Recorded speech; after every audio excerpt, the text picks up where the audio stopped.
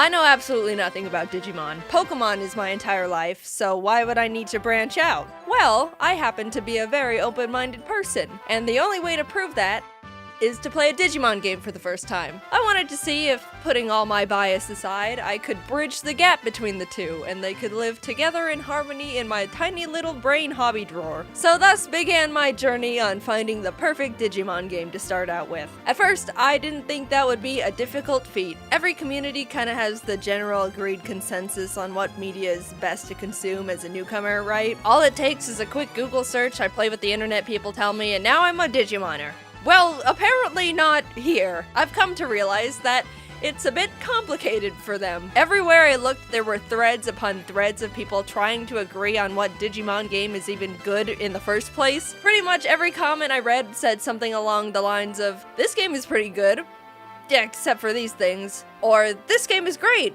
if you can look past these extremely annoying mechanics." Every time I thought I had a lead on a game, I would look further into it and realize a lot of people actually had a lot of complaining to do. And it wasn't even angry complaining, it seemed like I've walked in on a fandom that has just been hurt over and over, and they're really trying to hang on to something and believe in the good of the franchise, but they've just been put through a lot.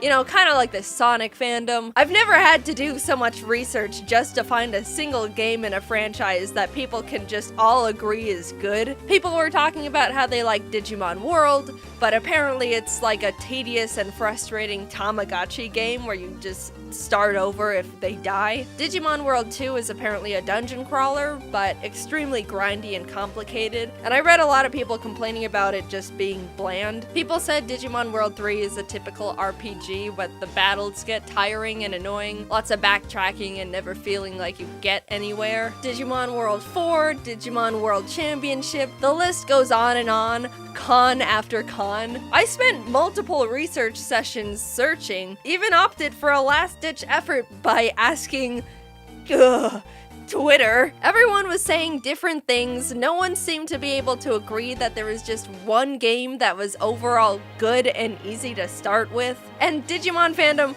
if there truly is a good game out there, you guys need to start pitching the franchise better. You made this difficult. I will say it seemed like the majority of people enjoyed Digimon Cyber Sleuth, but the thing is, that's not really the type of game I wanted to play for the channel. It looks like it's got more of a Persona 5 vibe that focuses more on the story and characters and stuff. That's just what I've read, I don't know. Either way, it wasn't the fit for what I'm looking for. I'm sure I would love it as a casual playthrough, but it just didn't hit my content checklist. All this research led me to a game I decided to settle on.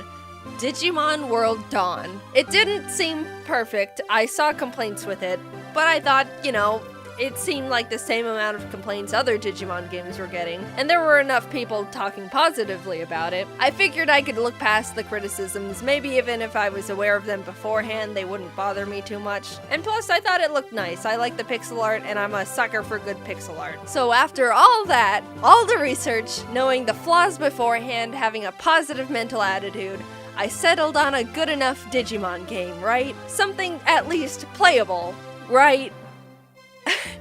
As much as I want to say yes, this was one of, if not the most miserable video game experiences I've ever forced myself to go through. And that isn't even as a biased Pokemon player, that's as an enjoyer of fun. I was aware of Digimon World Dawn's criticisms, I knew what I was getting myself into, yet despite all the warnings, all the positive outlooks, all of the manifesting to be able to frolic hand in hand with both the Digimon and Pokemon franchises together in a beautiful field of 1,000 sunflowers, it was just awful. It started out lighthearted. I tried to put my name in and realized they only allow 5 characters for the main character's name.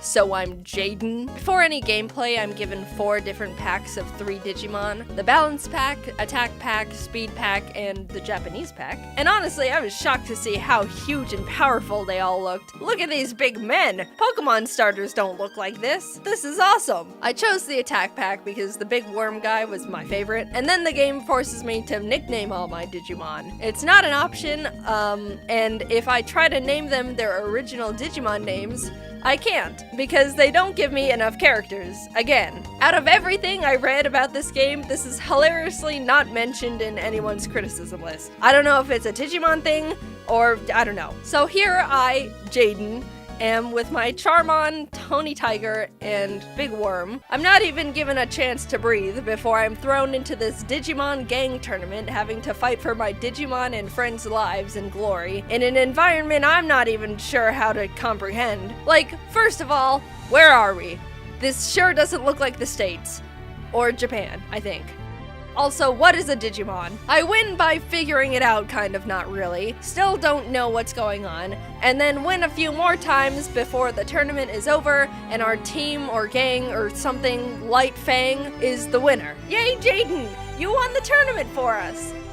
What's going on? Oh my god, what the is that? In a complete twist in story direction, a genuinely terrifying virus of death spawns and starts turning all the Digimon into Digi-eggs, including mine. I checked my guys, and Charmon is the same. Tony Tiger is a bit smaller, but Big Worm is a dinosaur now. He's not a big worm anymore. Now his cleverly tailored nickname doesn't make any sense. How was I supposed to know I was getting fully grown Digi-guys, and they were gonna turn them back to small Digi-guys again, and Big Worm starts off as a lizard? That's like the opposite of how evolution works. I knew I didn't know anything about Digimon, but after the past 5 minutes, I've realized I am completely out of my element. I go up and fight the horrific demon virus that I'm IRL scared of, and despite still not knowing what the hell I'm doing, I end up winning, even with my little Digibabies. The virus deuces out, and the head of the Light Fang clan, this Glare guy, that's his name is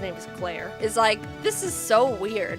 Go climb a mountain and look around or something, I guess. I'm sent out to look for virus clues at Login Mountain and run into my Light Fang friend, Kenpa, who's like, I don't know what happened. We got here and all the wild Digimon started attacking me and the other members. They left me behind to be mauled with no escape equipment. I'm fine now, but I think I'm just gonna go back to the city. She does that, and I start traversing the mountain. And this is where I experience my first complaint that everyone was talking about in this game. All the dungeons and areas and stuff are mazes. They're all mazes with absolutely bonkers wild Digimon encounter rates. You don't have a mini-map to know where you're going or where you even are any point of the dungeon. And there's no item to avoid the random encounters. Basically, I am realizing this is like playing a Pokemon game, but the whole game is a maze. You never know where you are because maps don't exist. Everything is wild grass, and there's no repels. I think I chose the wrong game. I end up stumbling my way to the top of the mountain. At least I think it's the top. I have no idea where I am and never will. And the other two guys who left a defenseless little girl to be roasted over a Digifire are getting beat up by a Digi-Eagle. I knock the bird in the head hard enough to make him come to his senses, and he apologizes for being mean, which is more than I expected, to be fair. And the guys are saved. By the way, I didn't know that Digimon spoke. I didn't know that they spoke to the people and talked and interacted.